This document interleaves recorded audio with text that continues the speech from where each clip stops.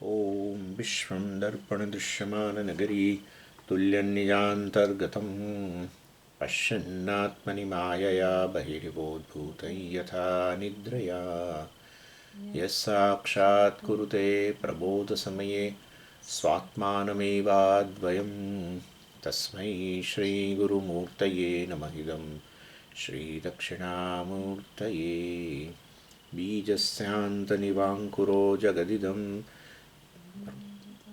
पुनः मायाकल्पितदेशकालकलना वैचित्रचित्रीकृतं मायावीव विजृम्भयत्यपि महायोगी वयस्वेच्छया तस्मै श्रीगुरुमूर्तये नमः इदं श्रीदक्षिणामूर्तये तस्मै श्रीगुरुमूर्तये नमः इदं श्रीदक्षिणामूर्तये।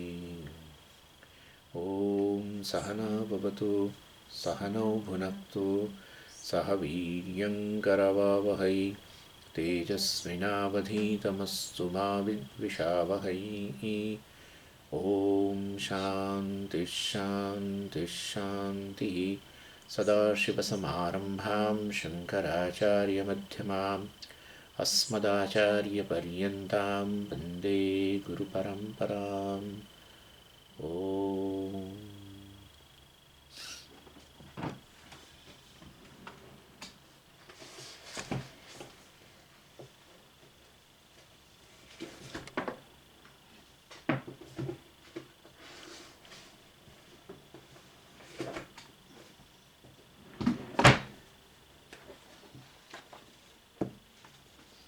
बावीसमो श्लोक।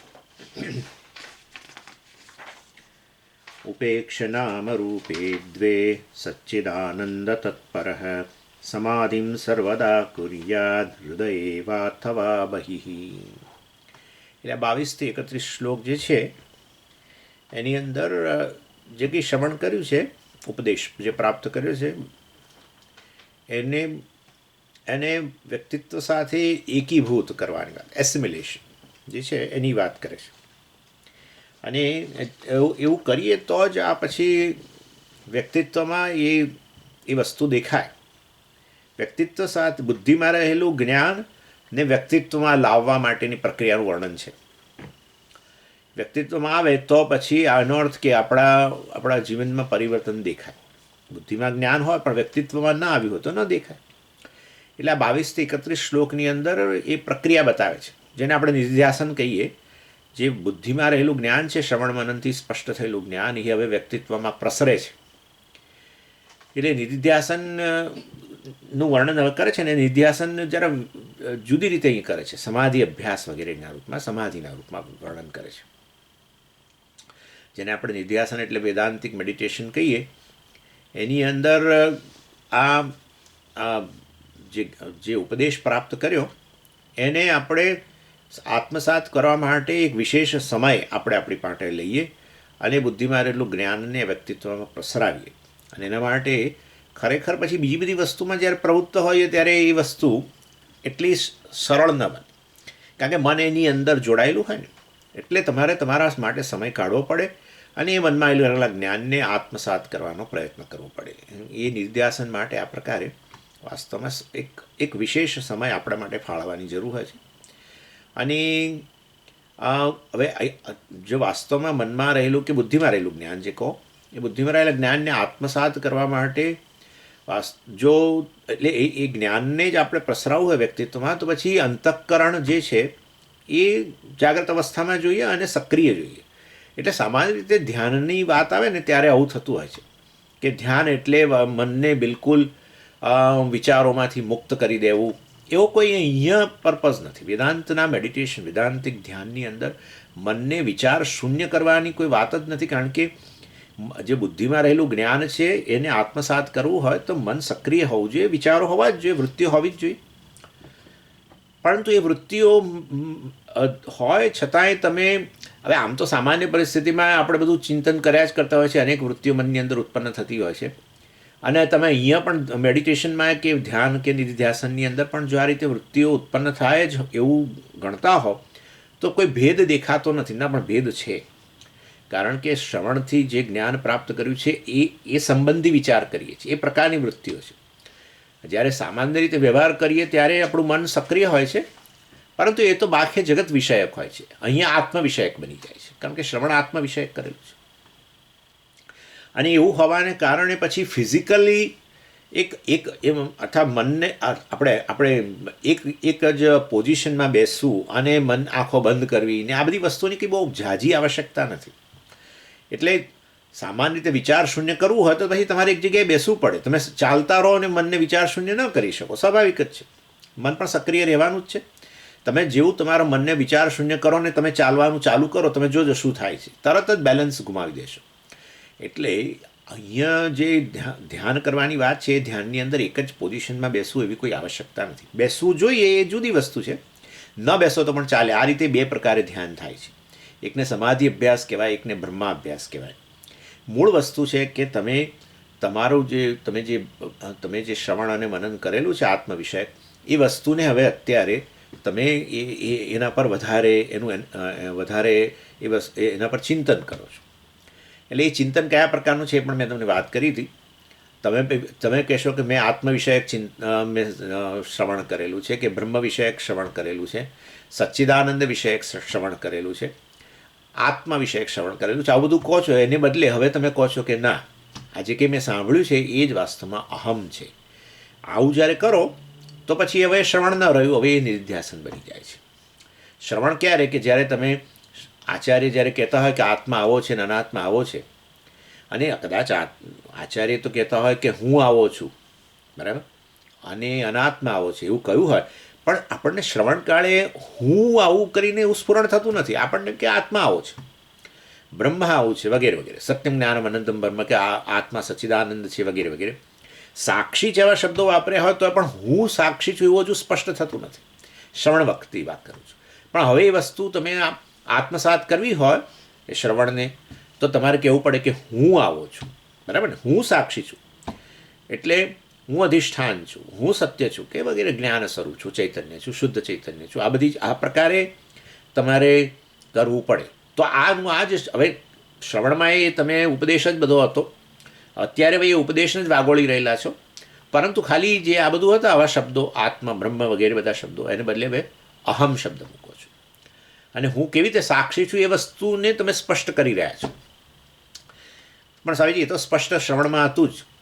આપણે શ્રવણમાં કયું સ્પષ્ટ હતું કે આત્માઓ સાક્ષી છે, કે આત્મા ચૈતન્ય છે, પણ આત્મા એટલે હું. એ રીતે વાસ્તવની અંદર એ વસ્તુ હવે એ તમે અને આત્મા વચ્ચે કોઈ ભેદ નથી રહેતો. શ્રવણ વખતે તો સાંભળીએ ને ત્યારે શરૂઆત એવું હોય કે આત્મા વિશે જે સાંભળ્યું છે એવો આત્મા ક્યારેક આપણી સામે આવી જશે, અથવા આવો આત્માનું ક્યારેક દર્શન કરીશ. જેવી રીતે આ પેપર વગેરેનું હું દર્શન કરું છું, એવી રીતે ક્યારેક આત્માનું જેવું વર્ણન કર્યું છે આચાર્ય, એવો આત્મા હું જોઈશ. આ બધું શ્રવણમાં ચાલે. પરંતુ નિધિધ્યાસન એટલે શું? કે એ કંઈ જોવાનો વિષય જ નથી. જે વર્ણન કર્યું આત્મા વિશે વગેરે, એ બધું શુદ્ધ, નિત્ય શુદ્ધ, બુદ્ધ, મુક્ત એવો આત્માને જોવાનો નથી. આત્મા તો હું છું. આ સ્પષ્ટ કરવા માટેનો જે પ્રયત્ન કરીએ એને નિધિધ્યાસન કહેવાય. એનું નામ જ વેદાંતિક મેડિટેશન. અને આ બધું એનો મતલબ કે મન સક્રિય છે. મનમાં બધી વૃત્તિઓ જે છે એ વૃત્તિઓમાં આત્મવિષયક વૃત્તિઓને બદલે હવે અહમ વિષયક વૃત્તિઓ તમે જુઓ છો. એટલે હું આવો છું એ પ્રકારે તમે દર્શન કરી રહ્યા છો. એટલે મન તો સક્રિય રહેવાનું જ છે.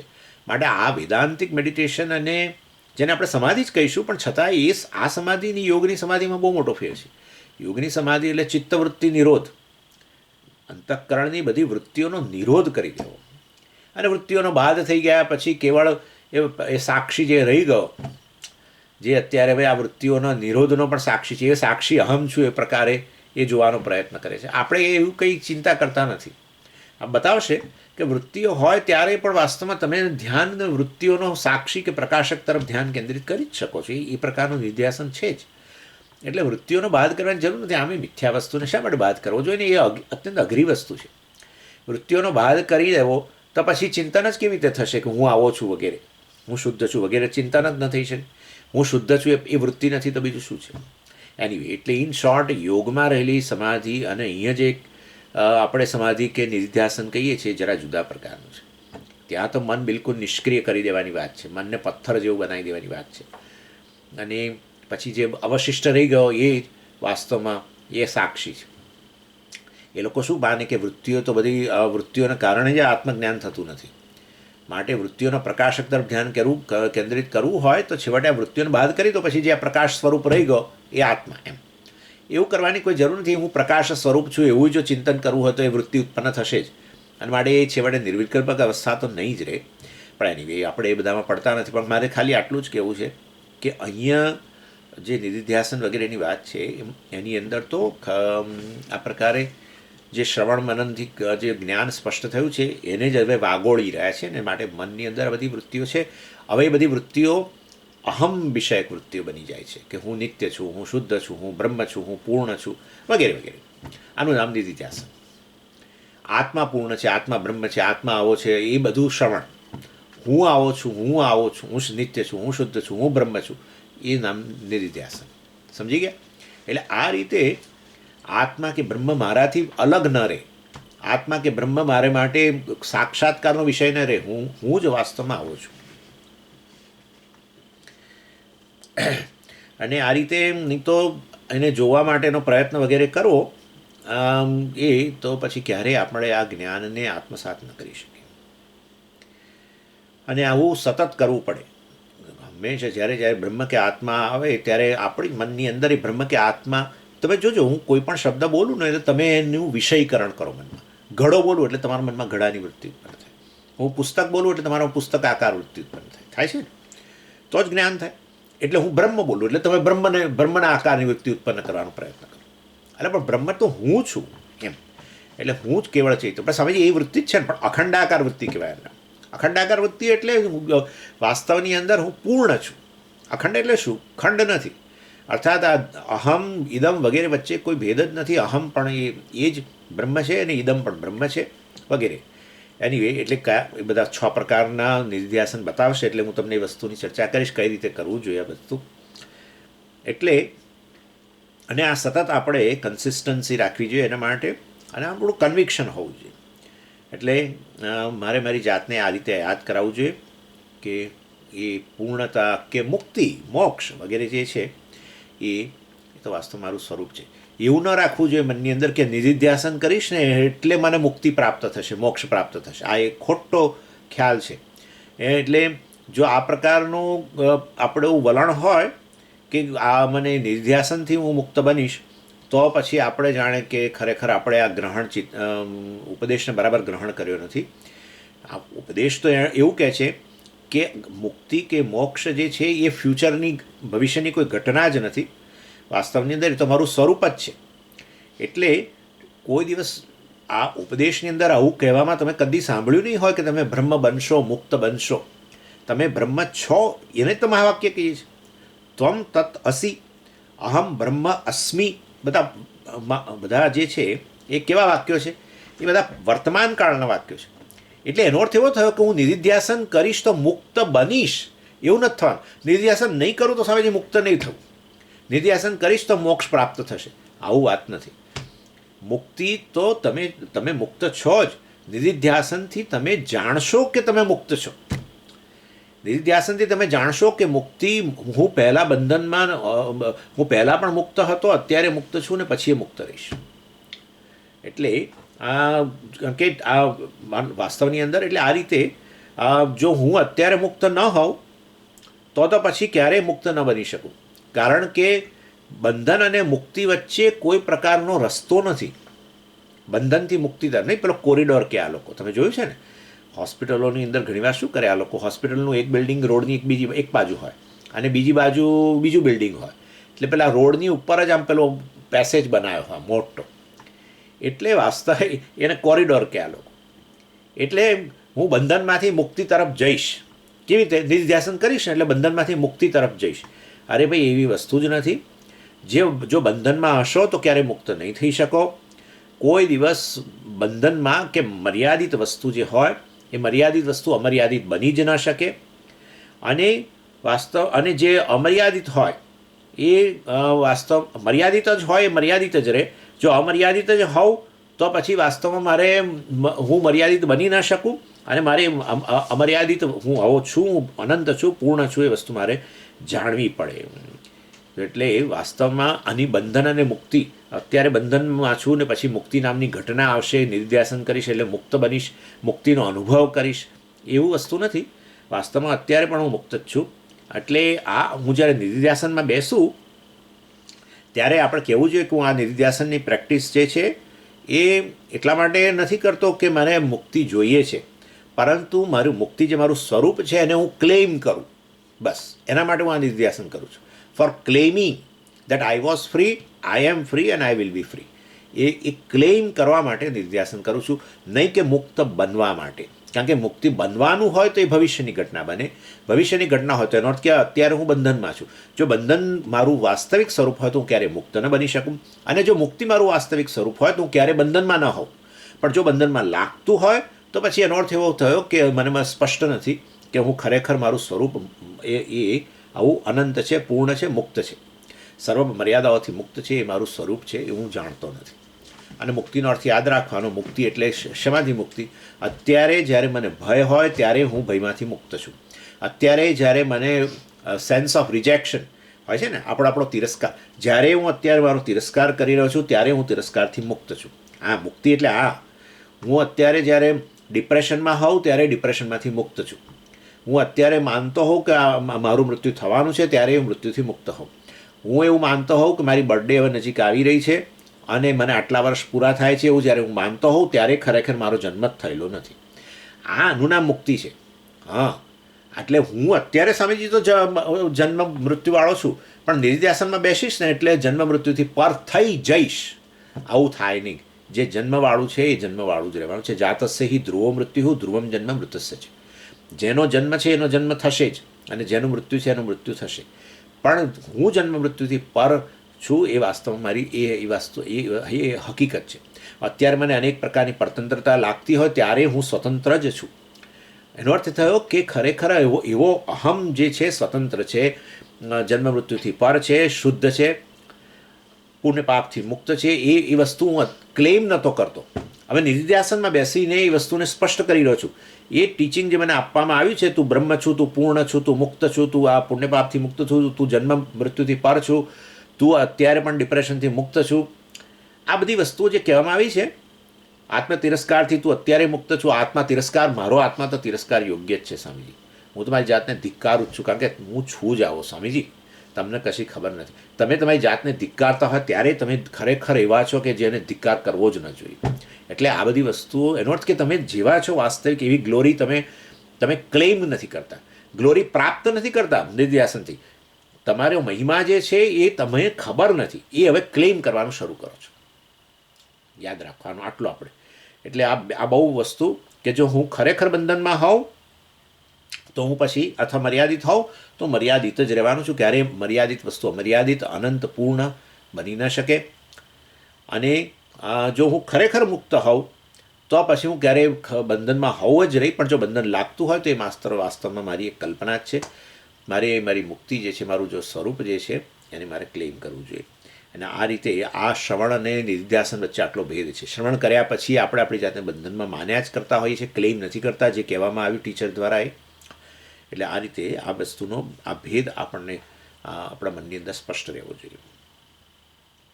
ચાલો, એટલે હવે આચાર્ય જે છે એ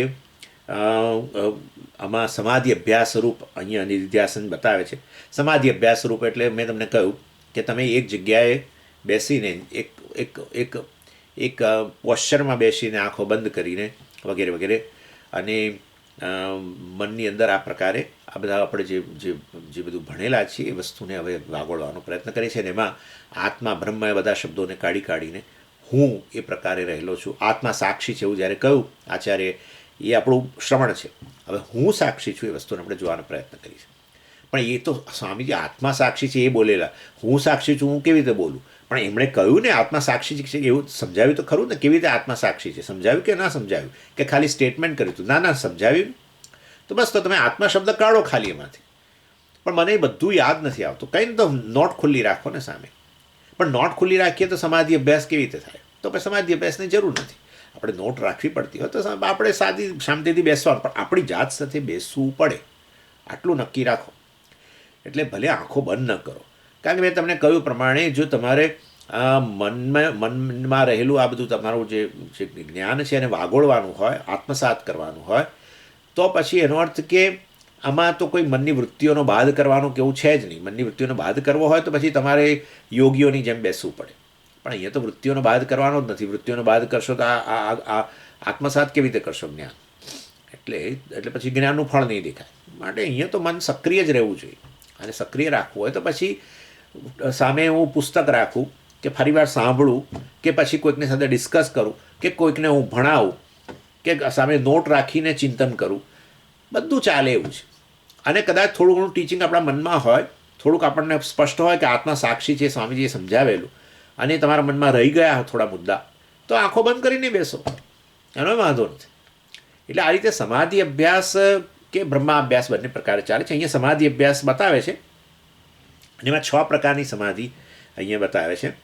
અને આ બહુ યુનિક એપ્રોચ છે. બીજા વેદાંતના પ્રક્રિયા ગ્રંથોમાં આપણે આ જોવા મળતો નથી.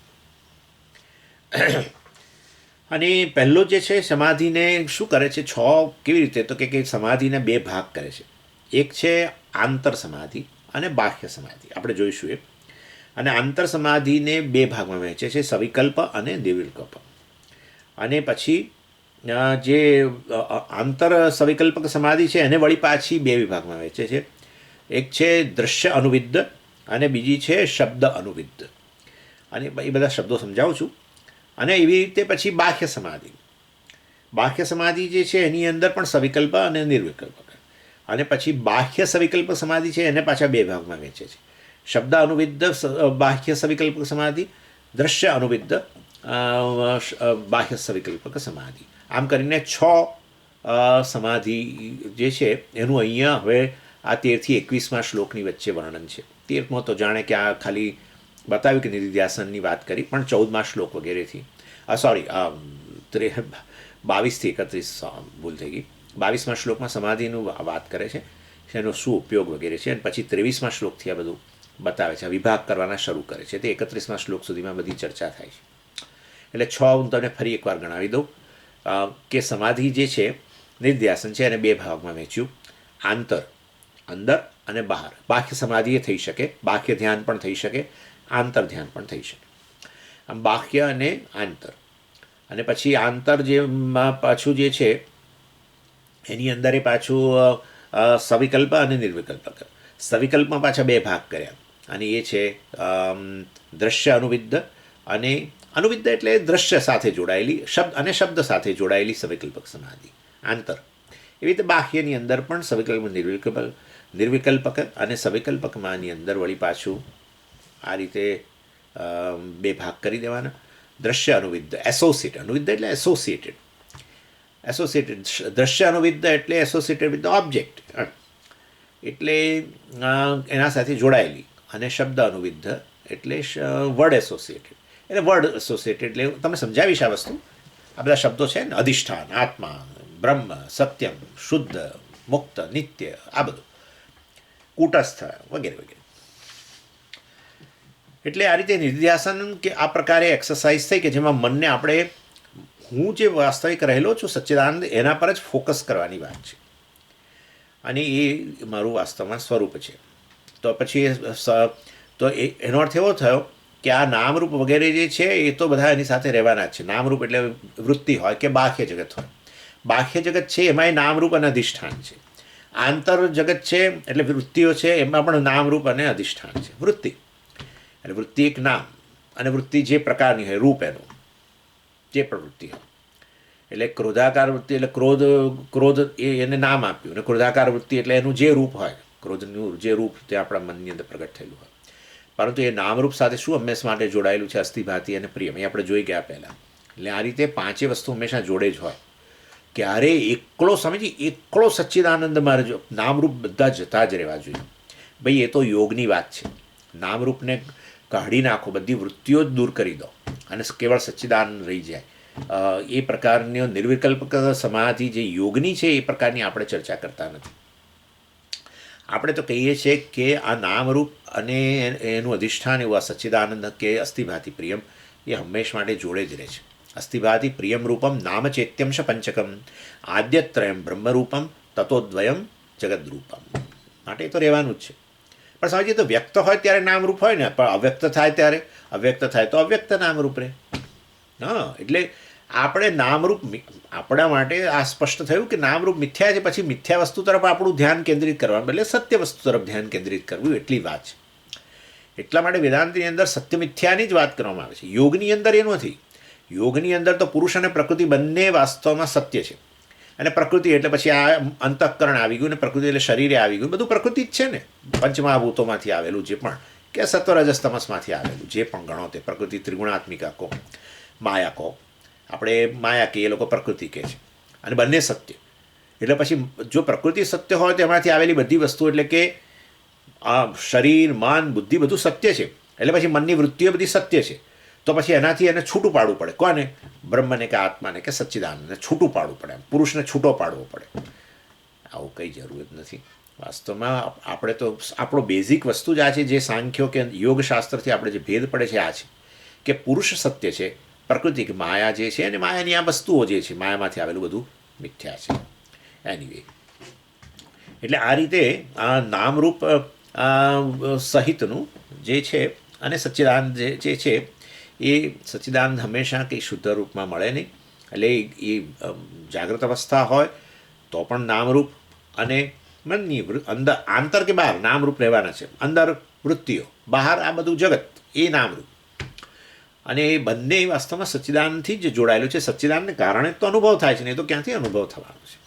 ચૈતન્ય વગર અનુભવ જ ન થાય. ચૈતન્ય વગર અને અનુભવ ન થાય તો એ વસ્તુ છે એવું તમે નક્કી ન કરી શકો. કોઈ વસ્તુનો અનુભવ જ નથી થતો તો વસ્તુ છે એવું તમે કેવી રીતે કહી શકો? ન જ કહી શકો ના. સમજી, પણ એ ભવિષ્યમાં કદાચ અનુભવ થાય ને, આ પણ એટલે તમારા અનુભવનો વિષય બનશે ત્યારે તમે છે એમ કહેશો ને. અનુભવનો વિષય ન બને, જેનું જ્ઞાન ન થાય, એ વસ્તુ છે એવું કેવી રીતે કહી શકો? કોઈ કહી આપે તો સારું મને કે સ્વામીજી ખલાણાનું મને જ્ઞાન નથી થયું, પણ છતાં એ વસ્તુ છે. પણ એટલે તમે રખે એવું માનતા કે હું તમને એમ કહી રહ્યો છું કે તમે અત્યારે મનમાં કેટલી બધી વસ્તુઓનું જ્ઞાન નથી, પરંતુ એ વસ્તુઓ સ્વામીજી છતાંય રહેલી તો છે જ નહીં. પણ એ વસ્તુ તમને આટલી એ તો ખબર પડી ગઈ છે ને કે એ અજ્ઞાત રૂપે રહેલી છે. એટલે તમને એટલું તો જ્ઞાન છે કે વસ્તુ અત્યારે અજ્ઞાત છે, અંતઃકરણમાં પ્રવેશી નથી. એટલો જ છે ને ભેદ. અંતઃકરણમાં તમારી વૃત્તિનો વિષય બન્યું નથી, એટલું જ છે. પણ અજ્ઞાત રૂપે રહેલી છે એવું તમે કેવી રીતે કહી શકો? તમારા જ્ઞાનનો વિષય બન્યો ને. એટલે વસ્તુ જ્ઞાત કે અજ્ઞાત છે તમારા જ્ઞાનનો વિષય, ત્યારે જ તમે કહી શકો. કેટલીક વસ્તુઓ અત્યારે તમે જાણો છો, કેટલીક વસ્તુઓ ભવિષ્યમાં જાણશો. અજ્ઞાત અત્યારે અજ્ઞાત એટલે શું? ભવિષ્યમાં જાણશો. એટલે કેટલીક વસ્તુઓ નોન, કેટલીક વસ્તુઓ નોએબલ. That's it. અત્યારે અનનોન પણ નોએબલ. અનનોન કહેવાને બદલે નોએબલ કેવું સારું.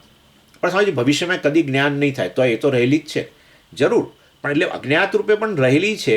અજ્ઞાત રૂપે એનું અસ્તિત્વ તમે સિદ્ધ કરો છો કે નહીં? મતલબ કે તમે કેવી રીતે સિદ્ધ કરો છો? કારણ કે તમારા જ્ઞાનનો વિષય બને છે અજ્ઞાત વસ્તુ. કે વસ્તુ, આ વસ્તુ મને અજ્ઞાત છે, આ વસ્તુ મને જ્ઞાત છે. એ રીતે જ્ઞાત વસ્તુનું તમને જ્ઞાન છે, અજ્ઞાત વસ્તુનું તમને જ્ઞાન છે. એટલે મતલબ ચૈતન્યનો વિષય તો બનવું જ જોઈએ. ચૈતન્યનો વિષય ન બને, વસ્તુ ચૈતન્યથી પ્રકાશિત ન થાય તો તમે છે નક્કી ન કરી શકો. આ સમજી લેજો બરાબર. એટલે આમણે કોઈકે આર્ગ્યુમેન્ટ કરેલો કે સ્વામીજી અજ્ઞાત છે તો પછી એ છે કેવી રીતે કહી શકાય? જરૂર, પણ તમારા જ્ઞાનનો વિષય બન્યું કે અજ્ઞાત છે. કેટલીક વસ્તુઓ અજ્ઞાત છે એવું કહેવા માટે એણે તમારા જ્ઞાનનો વિષય બનવું પડ્યું કે નહીં? અજ્ઞાત રૂપે રહી. અને કેટલીક વસ્તુઓ તમે જાણી છે, અંતઃકરણમાં પ્રવેશી, તમારી વૃત્તિનો વિષય બની, તો એ જ્ઞાત થઈ ગઈ. એટલો જ ભેદ છે. એટલે ચૈતન્યનો વિષય ન બને તો વસ્તુ પ્રકાશિત ન થાય, અને પ્રકાશિત ન થાય તો વસ્તુ છે એવું સિદ્ધ ન થાય. એટલે ઇન શોર્ટ, આ અસ્થિભાતિ પ્રિયમ કે સચ્ચિદાનંદ છે એ જ વાસ્તવમાં વસ્તુને પ્રકાશિત કરે છે, વસ્તુનું અસ્તિત્વ સિદ્ધ કરે છે. જે પોતાનું, એટલે કે જગત જે છે, વૃત્તિ કે બાહ્ય જગત, આંતર જગત કે બાહ્ય જગત જે છે, એ ક્યારેય પોતે સ્વતંત્ર રીતે પ્રકાશિત થતી નથી કે સ્વતંત્ર રીતે પોતાનું અસ્તિત્વ સિદ્ધ કરતી નથી. માટે મિથ્યા થઈ.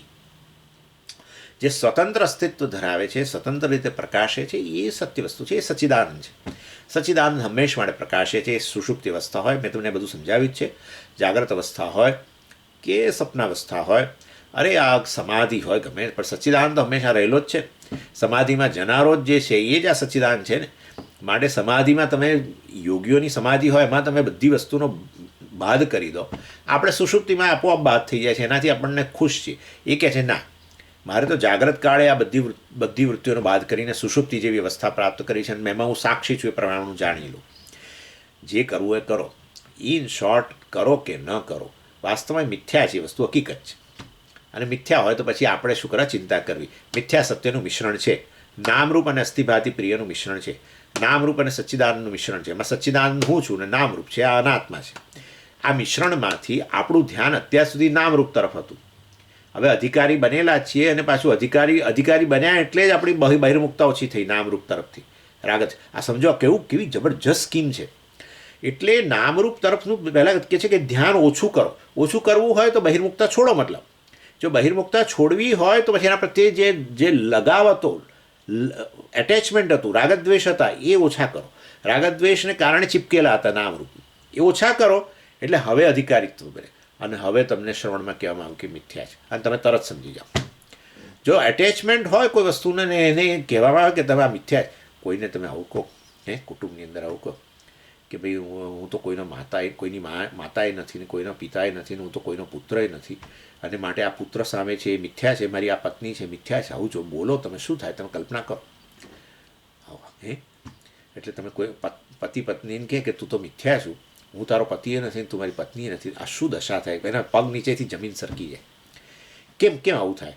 કારણ કે છે એટેચમેન્ટ હોય જ.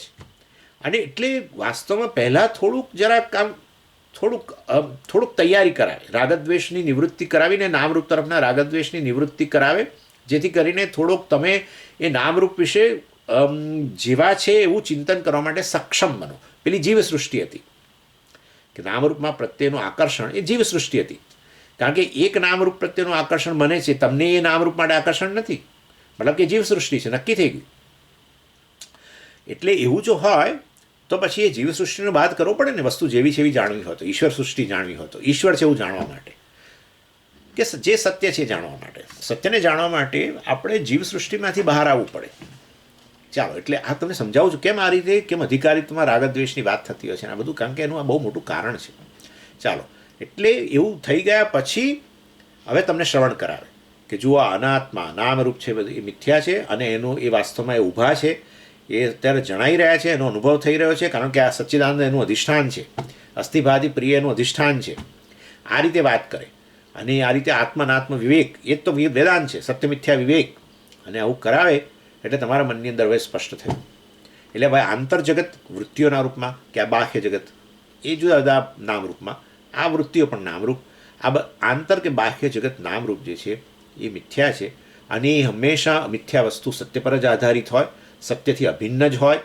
અને માટે તમારે એને આમ બેને ભાગ નથી કરવાના. તમારું ધ્યાન જે પહેલાં આ મિથ્યા વસ્તુ તરફ રહેતું હતું એને બદલે હવે સત્ય વસ્તુ તરફ. બસ આનું નામ નિર્ધ્યાસન, કે તમારું ધ્યાન હવે સત્ય સચ્ચિદાનંદ હું એના તરફ રહે. એટલે હજુ મનની અંદર પહેલાં શ્રવણમાં તમારે તો આ વિવેક કર્યો, તમે સત્ય મિથ્યાનો વિવેક કર્યો, સમજ્યા તમે? નામરૂપ અને આ એનું અધિષ્ઠાન, એનું સત્ય, એ બ્રહ્મ કે આ સચ્ચિદાનંદ, એવો વિવેક કર્યો, સત્ય મિથ્યા વિવેક, એ શ્રવણ. પણ વિવેક કર્યા પછી એ સત્ય સચ્ચિદાનંદ હું છું એ જો ક્લેમ નથી કર્યું. આમ સમજી ગયા કે આ સત્ય કહેવાય, જે સ્વતંત્ર અસ્તિત્વ ધરાવે, સ્વયં પ્રકાશ હોય, જે પરતંત્ર હોય અસ્તિત્વ માટે, પરપ્રકાશ્ય હોય, એ મિથ્યા કહેવાય. એ બધા નામરૂપ છે, જગત છે, એ બધું એ જડ છે, એ અવરજવર કરવાવાળું છે, એ બધા ગુણોવાળું છે. આ બધું વિવેક કર્યો, આ બધું શ્રવણ. અરે પણ પેલો સચ્ચિદાનંદ હું છું એ ક્લેમ નહોતો કર્યો. સચ્ચિદાનંદ અને જગત વચ્ચે વિવેક કર્યો, આંતરજગત કે બાહ્ય જગત જે હોય તે. પરંતુ એ સચ્ચિદાનંદ હું છું જો ક્લેમ નથી થતો. હજુ પાછું આ જ આવ્યા કરે છે, હું તો બુદ્ધિ આ શરીર જ છું, કારણ કે વાસનાઓને કારણે દ્રઢ વાસનાઓ છે, આ વિપરીત બુદ્ધિ હજુ રહેલી જ છે. એટલે એના કારણે પેલું જ્ઞાન પ્રાપ્ત કર્યું, પણ પેલું જ્ઞાનનું ફળ હું મુક્ત છું, સચ્ચિદાનંદ છું, એટલે કે હું મુક્ત છું, કોઈ પ્રકારની મર્યાદા વગરનો છું, માટે હું ખરેખર આત્મા તિરસ્કારને યોગ્ય જ નથી. અને ખરેખર મને એકલતા ન જ લાગવી જોઈએ, કારણ કે હું એકલો છું જ નહીં, હું એક છું, એકલો નથી, હું એક છું, અર્થાત પૂર્ણ છું. એક જ હોવું એટલે કે બીજી વસ્તુ ન હોવી, તો એક વસ્તુ કેવી હોવી જોઈએ? પૂર્ણ હોવી જોઈએ. હું એકલો છું એનો અર્થ કે બીજા બધા જે છે એ મારા તરફ ધ્યાન નથી આપતા. હા, I am alone, not I am lonely. આ બહુ મોટી વસ્તુ છે ને. એટલે એના કારણે ડિપ્રેશન આવે, એના કારણે ફલાણું આવે, ઢીકણું આવે, આત્મતિરસ્કાર હોય, સતત મર્યાદાઓ લાગે, કેટલી પરતંત્રતાઓ લાગે. એટલે આ બધું આ બધા ઇમોશનલ પ્રોબ્લેમ બધા એમના એમ જ હતા. વિવેક કરવા છતાંય, સત્ય મિથ્યાનો વિવેક કરવા છતાંય બધા પ્રોબ્લેમ એમને એમ જ હતા. કે એનો અર્થ એવો થયો કે આપણે જ્ઞાનનું ફળ ન મળ્યું.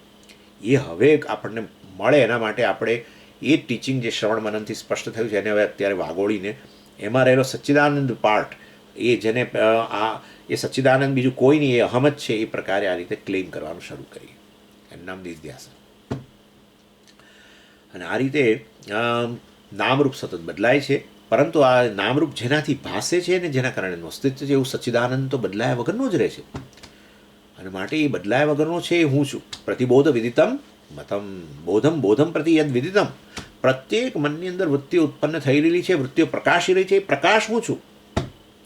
એ વૃત્તિઓ તો બદલાઈ રહેલી છે. જે બદલાઈ રહેલું હોય, અવર જવર કરતું હોય, આવન જાવન કરનારું છે, એ જગત છે, એ અનાત્મા છે, મિથ્યા છે. પણ એ મારાથી સ્વતંત્ર છે જ નહીં. કારણ કે એ છે, કારણ કે એ ભાસે છે, ભાસે છે માટે છે. પણ કોના કારણે ભાસે છે? પ્રકાશ સ્વરૂપ આત્મા ચૈતન્યને કારણે ભાસે છે. એ ચૈતન્યનું ક્લેમ કરવું, જે બદલાયા વગરનો છે, એ હું છું. હું બદલાતો નથી. મારામાં ઉત્પન્ન થતી વૃત્તિ, મનમાં ઉત્પન્ન થતી વૃત્તિઓ બદલાય છે. હું એનો સાક્ષી છે, કદી બદલાતો નથી. સાક્ષીને કારણે તો સતત પ્રકાશ છે. જેમ પેલા નાટક દીપમાં આવેલું ને, કે આપણે સ્ટેજ પર બધા અનેક કેરેક્ટરો આવે અને જાય. પેલો જે લેમ્પ જે છે એ તો બદલાયા વગરનો છે, બધાને પ્રકાશિત કરે છે. અને ઇનફેક્ટ ટુ એન એક્સટેન્ડ એના કારણેનું અસ્તિત્વ છે. અંધારું થઈ જાય તો આ તમે બધા આખું ઓડિયન્સ સામે બેઠેલું, પણ જો આવું સ્ટેજ પર અંધારું થઈ જાય તો કોઈ ઊભેલું છે એ ન દેખાય. એટલે વસ્તુ છે એ ન દેખાય, વસ્તુ ભાસતી એ ન થાય, ભાસે નહીં. ભાસે એની માટે આપણે એમ કહીએ કે નથી, અને જો ન હોય તો ન ભાસે. ઇન શોર્ટ, ભાસવું ને હોવાપણું જે છે એ પેલા લેમ્પને કારણે છે. એ લેમ્પ બદલાયા વગરનો છે, સમજવાનું છે. એટલે કેરેક્ટરો આવે છે ને જાય છે, અને જતા રહ્યા પછી ખાલી થઈ ગયું સ્ટેજ, તો હજુ પેલો લેમ્પ તો પ્રકાશિત જ રહે છે. સુષુપ્તિ અવસ્થા, જેમાં બધા કેરેક્ટરો ગયા, બધા નામરૂપ જતા રહ્યા, દેશ કાળ અને સમગ્ર જગત બધું જતું રહ્યું, શરીર મન બુદ્ધિ બધું લય પામી ગયું છે. તો પણ પેલો બેઠો છે, પેલો લેમ્પ, જેના કારણે એ ખાલી છે એવું પણ જે જણાય છે. એ પ્રકાશ તો જોઈએ જ ને. ખાલી છે એ જણાય. હા, એટલે સમજી, મને કશી જ ખબર નથી, કશું જ નહોતું ઊંઘની અંદર. આ તો પછી એ કેવી રીતે ખબર પડી? કોઈક તો હોવું જોઈએ ને જે આ કહે, જેને આવો અનુભવ થયો હોય. એ તો હંમેશા મેં કહ્યું છે, બુધવારના પંચદશીના ક્લાસની હું હંમેશા વાત કરતો પહેલાં. એ પેલા કામેશ્વર મહાદેવની, એનું નહીં, કામેશ્વર મહાદેવની અંદર આવું એક વાર્તા મેં બનાવેલી, અને ફરી પાછી યાદ કરાવી દઉં તમને. કે ચોમાસાની અંદર એ ક્લાસ લેવા જતો ત્યારે આપણે આશ્રમ દૂર, એટલે પેલો 7-8 કિલોમીટર દૂર આશ્રમ. એટલે વરસાદ પડ્યો, 5 વાગ્યાનો ક્લાસ, 5 થી 6નો પંચદશીનો કામેશ્વર મહાદેવ. અને 4 વાગે ધમધોકાર વરસાદ પડ્યો. એટલે મને થયું કે પહેલાં આપણે જાણો હવે, કારણ કે પાણી ભરાઈ ગયા હશે ચારે બાજુ, અને આપણે ત્યાં જઈએ અને લીલા તોરણે પાછા આવીએ, ક્લાસમાં કોઈ હોય જ નહીં. એટલે એના કરતાં પહેલાં કોઈકને કહીએ. એટલે આજુબાજુ રહેતા હતા, એમાંથી એક ભાઈને કહ્યું જરા ચાલીને જઈ શકાતું હોય તો જઈને જુઓ કોઈ આવ્યું છે. આવ્યો તો પછી હું આવું છું, ભલે અડધો કલાક મોડું થાય પણ હું આવીશ. એટલે એ ભાઈ ગયા, અને પાછો દરવાજો એ ખોલ્યો, અને એટલે પેલું બારણું, રૂમ જ્યાં ક્લાસ લઈ એ રૂમનું બારણું ખોલ્યું કામેશ્વર મહાદેવમાં જઈને. અને પછી અંદર જઈને પછી બરાબર વચ્ચે ઊભા રહી અને ફોન કર્યો મને કે સ્વામીજી કોઈ જ આવ્યું નથી. મેં કહું તદ્દન જુઠ્ઠું બોલો છો, કે તમે મને મોકલ્યો કે હું તમને સાચો રિપોર્ટ કરું, તમે કહો છો કે હું ખોટું બોલું છું? એવું ના કહો, એમ કહો કે મારા સિવાય સ્વામીજી અહીં કોઈ નથી. જેણે આ ખાલીપણાનો અનુભવ કર્યો તો છે જ ને, નહીં તો આવું આવે જ કેવી રીતે કે સ્વામીજી કોઈ જ નથી આવ્યું? કોઈ નથી આવ્યું એવું પણ સિદ્ધ કરવા માટે કોઈક તો ત્યાં હાજર છે ને. એટલે એવી રીતે સુષુપ્તિની અંદર બધું ગેરહાજર છે એવું કોનાથી સિદ્ધ થયું? કે જેને અનુભવ થયો, અનુભવ કરનાર ચેતન જ હોય ને. અને માટે એ ચૈતન્ય જે સાક્ષી જે છે એ ત્યાં હાજર જ છે, અને એ જ જાગ્રત કાળે બધી વૃત્તિઓનો સાક્ષી છે. અને એ જ બધી વૃત્તિઓ શમી જાય, અંતઃકરણ શમી જાય, અવ્યક્ત બની જાય, તો કારણ શરીર બની જાય, ત્યારે પણ એ જ સાક્ષી ત્યાં હજુ પ્રકાશ રૂપે બેઠેલો છે. હું છું વગેરે. ખ્યાલ આવ્યો તમને? એટલે પછી હવે આવું તમે કરો ને પછી ધીરે ધીરે હું દેહ છું એ આપોઆપ જ તમને એમ થાય કે આવું ન બોલવું જોઈએ, અથવા આવું આ વૃત્તિ જે ઉત્પન્ન થઈ એને મારે નકારવી જોઈએ. આનું નામ નિષ્ઠા તરફની પ્રયાણ, નિષ્ઠા તરફ પ્રયાણ આને કહેવાય. એટલે આ નિધિધ્યાસન આ રીતે આપણા વાસ્તવિક સ્વરૂપનો ક્લેમ કરાવે, અને વૃત્તિઓ અંદરનું જગત નામરૂપ અને આ બાહ્ય જગત બનીને રહ્યા એ મિથ્યા છે આપણે જાણી લીધું છે શ્રવણમાં. માટે આપણે કશાને દૂર નથી કરતા. દૂર ત્યારે જ કરવું પડે કે જ્યારે આપણે એ વસ્તુ સત્ય હોય, ખરેખર છુપાઈ જતું હોય સચ્ચિદાનંદ એનાથી, તો આપણે એને દૂર કરીને નીચે સચ્ચિદાનંદ જોવું જોઈએ. પણ એ વસ્તુ ઊભેલી છે જ એના ઉપર. સર્પને દૂર કરવાની ક્યાં જરૂર છે રજ્જુમાંથી? સર્પ નથી કે મિથ્યા છે એ જાણવું જ પૂરતું છે. પછી સર્પ ભલે ને દેખાયા કરતો. ઘડો છે, ચાલો સર્પનું ઉદાહરણ તમને ન ગમતું હોય તો ઘડાનું ઉદાહરણ. ઘડાને ભાગ્યા વગર ઘડાનું મિથ્યાત્વ જાણ્યાથી આપણે સિદ્ધ થઈ ગયું કે માટી જ કેવળ સત્ય છે. ઘડો ઊભો છે જ માટીની અંદર, ઘડાનું અસ્તિત્વ જ માટીને કારણે છે, ઘડો ભાસે છે જ માટીને કારણે. આવું જાણી લીધા પછી ઘડાને ભાગવાની જરૂર નથી. ઘડાને ભાગીને હું માટીને જોઉં આવું કરવાની જરૂર જ નથી. વેદાંતની અંદર કોઈ વસ્તુનો નાશ કરવાની જરૂર કહેતા જ નથી. કોઈ વૃત્તિઓનો ચિત્તવૃત્તિ નિરોધ, વૃત્તિઓનો નિરોધ, જગતનો નિરોધ કરી દો અને માટે જગતનું અધિષ્ઠાન પછી જાણીએ, વૃત્તિનું અધિષ્ઠાન જાણીએ, એવું કરવાની જરૂર નથી. અરે વૃત્તિ જ્યારે પ્રકાશી રહી છે ત્યારે જ હું એ પ્રકાશ જ હું છું. એનું નામ તો સાક્ષી. વૃત્તિઓ જઈ રહી છે એક પછી એક બધી એ પ્રકાશિત થઈ રહી છે અને એનું અસ્તિત્વ સિદ્ધ થઈ રહ્યું છે. ત્યારે એ પેલો સચ્ચિદાનંદ જ ત્યાં બેઠેલો છે, અહમના રૂપમાં એ હું જ ત્યાં બેઠેલો છું. પ્રત્યેક વૃત્તિમાં તમે કહો છો કે ક્રોધાકાર વૃત્તિ ઉત્પન્ન થઈ તરત કહેશો કે હું આ ક્રોધ વૃત્તિને જાણું છું, ત્યારે ક્રોધ વૃત્તિ તમારાથી અભિન્ન જ છે વાસ્તવની અંદર. અને માટે આ રીતે જે બદલાયા વગરનો હું છે, જે સતત પ્રકાશ સ્વરૂપ છે, એનો ક્લેમ કર્યા કરવો, આ એના માટે નિધિધ્યાસન છે. અને મેં તમને કહ્યું પ્રમાણે આ બે રીતે થાય છે.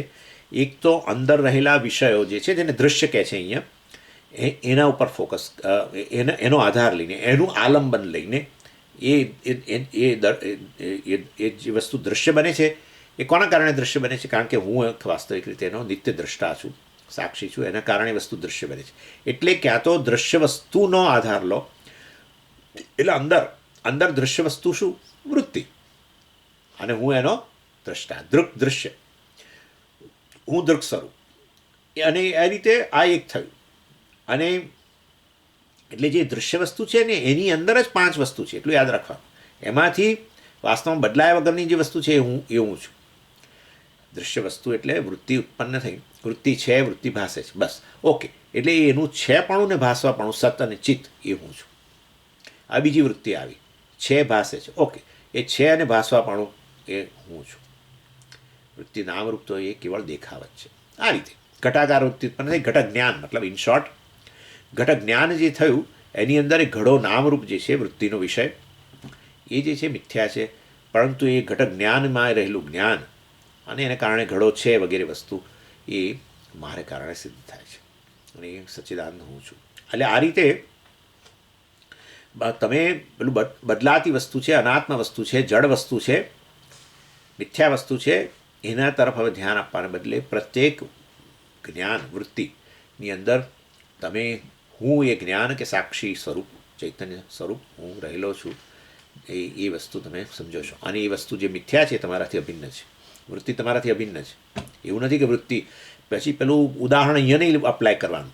સમજી, પેલો લેમ્પ તો બહુ જ ઉપર છે અને પેલા બધા કેરેક્ટર જે સ્ટેજ અને એના કેરેક્ટર તો બધા નીચે રહેલા છે, એમની વચ્ચે અંતર છે. અને માટે હું પેલો પ્રકાશ સ્વરૂપ લેમ્પ જેવો છું અને એ દૂર ક્યાંક બેઠો છું, અને વૃત્તિઓ અહીંયા બધી પેલા કેરેક્ટરો બધા દૂર રહેલા છે. આ બંને વચ્ચે અવકાશ રહેલું છે. અવકાશ પણ શેના કારણે ભાસે છે? તમારા કારણે ભાસે છે. આ તો વાત છે. એવું ઉદાહરણ લગાડો તો એવું ન લગાડાય, અહીંયા ન લગાડાય. ત્યાં પછી ઉદાહરણનું કામ પૂરું થઈ ગયું. લેમ્પ જેવો છું કહ્યું, પછી આગળ બીજું બધું બહુ લાંબુ નહીં કરવાનું. વાસ્તવમાં અહીંયા તો વૃત્તિ જે કંઈ ઉત્પન્ન થાય વૃત્તિ પૂરેપૂરી ચૈતન્યમાં ડૂબેલી જ છે. હા, એટલે જ તો ભાસે છે. ચૈતન્યમાં જ હતી, અવ્યક્ત રૂપે હતી વૃત્તિ કે અંતઃકરણ. એમાંથી જાગ્રત કાળે આમ મેનિફેસ્ટ થયું. જેવી રીતે પેલો માટીની અંદર પેલો ઘડો અવ્યક્ત રૂપે હતો જ, એ જ હવે માટીમાં જ એ ઘડો આમ નામરૂપ રૂપે અભિવ્યક્ત થયો, અને વળી પાછું એ નામરૂપ પાછા સમાઈ ગયું. અવ્યક્ત, વ્યક્ત, અવ્યક્ત. એટલે અંતઃકરણ જે છે એ ક્યાં જતું સમજ. અંતઃકરણ તો હવે સૂક્ષ્મ શરીર જે છે ને એ તો એના કારણમાં મળી ગયું. એનું કારણ શું? તો કે કારણ શરીર. સૂક્ષ્મ શરીર શેમાં જાય? કારણ શરીર. કારણ શરીર કોનાથી અભિન્ન છે? ચૈતન્યથી અભિન્ન છે. એ રીતે ગણો. અથવા સીધું બ્રહ્મ કહો તોય વાંધો નથી, આત્મા કહો તો કે સચ્ચિદાનંદ કહો તોય વાંધો નથી, કારણ કે કારણ શરીર મિથ્યા છે. એટલે આપણે સીધું રાખો. અત્યારે આપણે જાણીએ છીએ સૂક્ષ્મ શરીર પણ જે છે એ કે અંતઃકરણ છે એ આ રીતે સચ્ચિદાનંદમાંથી જ આમ અભિવ્યક્ત થાય છે. એ જ આ જાગ્રત અવસ્થા છે. અને એ જ પછી સુષુપ્તિ કાળે પણ સમજી સ્વપ્નાવસ્થામાં અંતઃકરણ જાગે છે, બીજું બધું ઇન્દ્રિયો નથી જાગતી. એટલે અંતઃકરણ ફૂલ પૂરેપૂરું જાગ્રત થયું. બરાબર. અંતઃકરણ પૂરેપૂરું વ્યક્ત બન્યું એમ કહો. ચાલો, અંતઃકરણ પૂરેપૂરું વ્યક્ત બન્યું અને બાહ્ય જગતનો સંપર્ક કરે ઇન્દ્રિયો સહિત. આ જાગ્રત અવસ્થા. અને એ અંતઃકરણ અર્ધ જાગ્રત અવસ્થા એટલે પૂરેપૂરું વ્યક્ત નહીં, ઇન્દ્રિયો વગેરેનો સંપર્ક જતો રહ્યો, ઇન્દ્રિયો લય પામી ગઈ. ત્યારે અંતઃકરણ આંશિક રીતે સક્રિય, આંશિક રીતે વ્યક્ત અભિવ્યક્ત થયેલું છે. ત્યારે આ સ્વપ્ન જગત અને હવે અવ્યક્ત બની ગયું. ત્યાં અવ્યક્ત શેમાં? એટલે છેવટે તો કારણ બ્રહ્મ છે ને, કારણ કે અસ્થિભાતિ એણે જ આપેલું છે. હા, એટલે એ રીતે વિવર્ત ઉપાદાન કારણ. સર્પનું હોવું ને સર્પનું ભાસવા માટેનું કારણ રજ્જુ જ છે. અને માટે રજ્જુ સર્પનું કારણ કહેવાય, વિવર્ત ઉપાદાન કારણ. એટલે છેવટનું કારણ હું છું, બ્રહ્મ કે સચ્ચિદાનંદ. અહીંયા બ્રહ્મ ના કહેશો, સાક્ષી કહો. એટલે આ રીતે પ્રત્યેક વખતે પ્રત્યેક વૃત્તિની અંદર આ રીતે અંતઃકરણમાં જે વૃત્તિઓ ઉત્પન્ન થાય છે એ વૃત્તિઓનો બાદ નથી કરતા આપણે.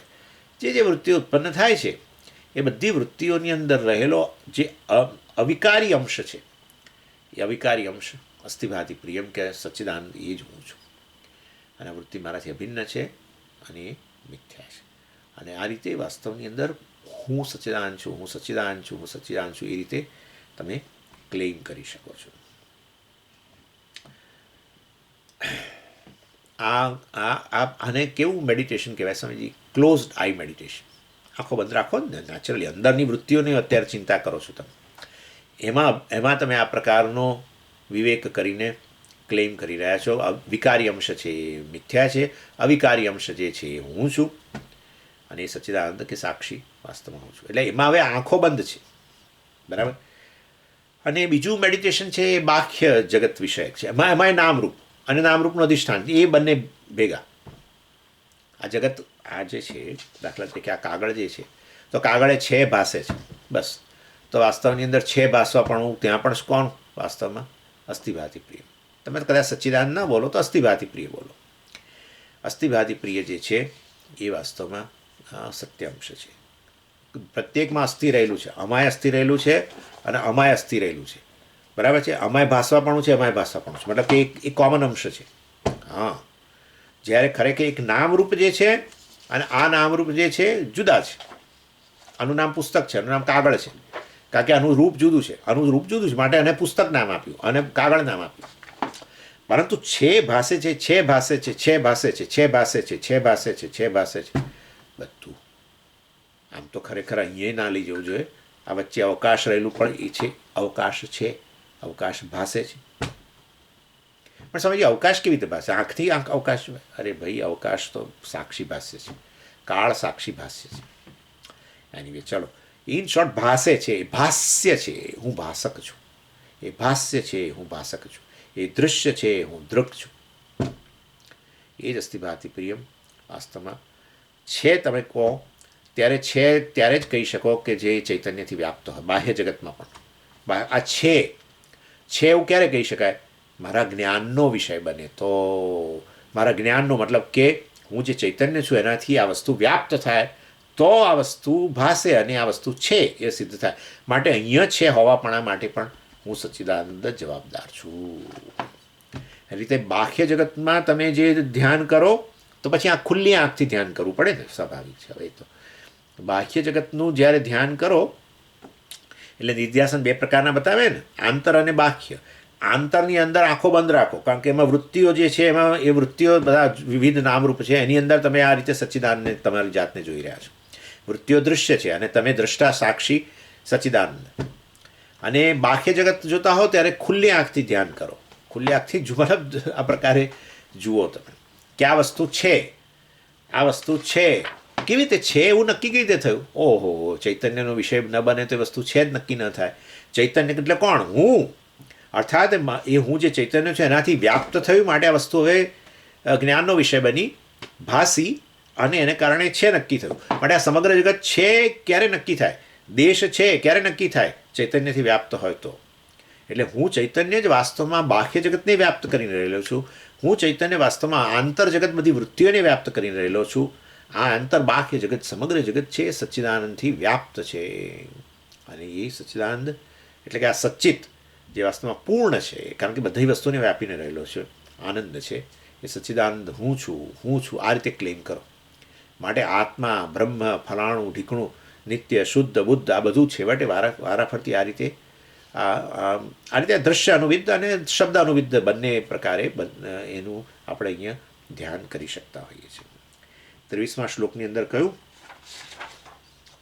સવિકલ્પો નિર્વિકલ્પ સમાધિ દ્વિવિધો હૃદિ દૃશ્ય શબ્દાનુભેદેન સવિકલ્પ પુનર્દ્વિધા. આ બધી ચર્ચા કરી કે એ જ વસ્તુ કહે છે કે આ સમાધિ છે એને સવિકલ્પ અને નિર્વિકલ્પમાં ડિવાઈડ કરવામાં આવી. સવિકલ્પક સમાધિ છે એને વળી પાછી બે ભાગમાં વહેંચવામાં આવી, જે એક દૃશ્ય સાથે જોડાયેલી દૃશ્યથી સંબંધિત સવિકલ્પક સમાધિ અને શબ્દ સાથે જોડાયેલી સવિકલ્પક સમાધિ. આપણે જોવાના છીએ બધી, એટલે ત્યારે ચિંતા ના કરો. સમજ આ સવિકલ્પક નિર્વિકલ્પક કેમ બોલ્યા કરો? સવિકલ્પ એટલે બધા વિકલ્પો. વિકલ્પોને આપણે વાસ્તવમાં એનો આલંબન બનાવીને દ્રશ્ય વસ્તુ જે છે એ બધામાં વિકલ્પો છે. એ દૃશ્ય અને હું દ્રષ્ટા એવો વિકલ્પ રાખીએ છીએ. એટલે આ રીતે એમાં અનેકતા છે ને, એટલે વિકલ્પ એટલે આ બધું દ્વૈત. એટલે દૃશ્ય અનેક છે, પ્રત્યેકની અંદર તમે તમારી જાતને જોઈ રહ્યા છો. શબ્દ અનેક છે બધા આ વાસ્તવની અંદર. તમે કહો બ્રહ્મ કહો, આત્મા કહો, સત કહો, ચિત્ત કહો, કે પછી તમે નિત્ય કહો, શુદ્ધ કહો, આ બધા શબ્દો અનેક છે, પણ પ્રત્યેકનો અર્થ છેવટે હું છે એ રીતે તમે જોઈ રહ્યા છો. એટલે આ સવિકલ્પક, એમાં બે ભાગ થઈ ગયા ને. એની એક તો અંદર આંતર સવિકલ્પક સમાધિ, બાહ્ય સવિકલ્પક સમાધિ, એ તો બરાબર. પણ આંતર સવિકલ્પક સમાધિને બે ભાગમાં પાછી વહેંચી. દૃશ્ય સાથે જોડાયેલી એટલે વૃત્તિઓ જે દૃશ્ય છે એનાથી જોડાયેલી, અથવા મનમાં જે શબ્દો સ્ફુર્યા બધા નિત્ય, શુદ્ધ, બુદ્ધ, એનું આલંબન લઈને તમે સચ્ચિદાનંદનું ધ્યાન કરો તો એ શબ્દ અનુવિદ્ધ કહેવાય. પેલી દૃશ્ય અનુવિદ્ધ કહેવાય, વૃત્તિ સાથે સંકળાયેલી. આ રીતે એટલે સવિકલ્પક આંતર સવિકલ્પક સમાધિ જે છે એને બે ભાગમાં વહેંચી. આંતર શબ્દાનુવિદ્ધ સવિકલ્પ સમાધિ, આંતર દૃશ્યાનુવિદ્ધ સવિકલ્પ સમાધિ. બરાબર છે. અને પછી એવી રીતે બાહ્યની અંદર બાહ્ય સવિકલ્પ, બાહ્ય જે સમાધિ છે એમાં સવિકલ્પ નિર્વિકલ્પ. અને એમાં પછી બાહ્ય સવિકલ્પ સમાધિમાં પાછા બે ભેદ: બાહ્ય શબ્દ અનુવિદ્ધ સવિકલ્પ સમાધિ, બાહ્ય દૃશ્ય અનુવિદ્ધ સવિકલ્પ સમાધિ. અને એ રીતે વાસ્તવની અંદર અને નિર્વિકલ્પક છે તો નિર્વિકલ્પક જ છે. એ બતાવીશ કે કેવી રીતે નિર્વિકલ્પ સમાધિ કે નિધિધ્યાસન શું વસ્તુ છે, એ વસ્તુ પછી બતાવીશ જ. એટલે આ રીતે 23મા શ્લોકની અંદર આ રીતે કહે છે કે આ જે સમાધિ છે, નિધિધ્યાસન છે, એને બે ભાગમાં વહેંચ્યા, સવિકલ્પક અને નિર્વિકલ્પક. અને પછી એ સવિકલ્પકની વળી પાછી દૃશ્યાનુવિદ્ધ અને શબ્દાનુવિદ્ધ એ રીતે પુનઃ દ્વિધા એમાં વળી પાછા એને બે ભાગ કર્યા. કામાદ્યાશ્ચિત્તગા દૃશ્યાઃ તત્સાક્ષિત્વેન ચેતનમ ધ્યાયે દૃશ્યાનુવિદ્ધોયમ સમાધિ સવિકલ્પકઃ. એટલે હવે આ જે વસ્તુ છે એને સમજાવવા માટે ચાલો એટલે એના માટે એક ઉદાહરણ પહેલાં તમને લઈશ અને પછી તમને આ શ્લોક સમજાવીશ. ઓમ પૂર્ણમદ પૂર્ણમિદમ પૂર્ણાત પૂર્ણમુદચ્યતે પૂર્ણસ્ય પૂર્ણમાદાય પૂર્ણમેવાવશિષ્યતે. ઓમ શાંતિ શાંતિ શાંતિ. હરિ ઓમ શ્રી ગુરુભ્યો નમઃ. હરિ ઓમ.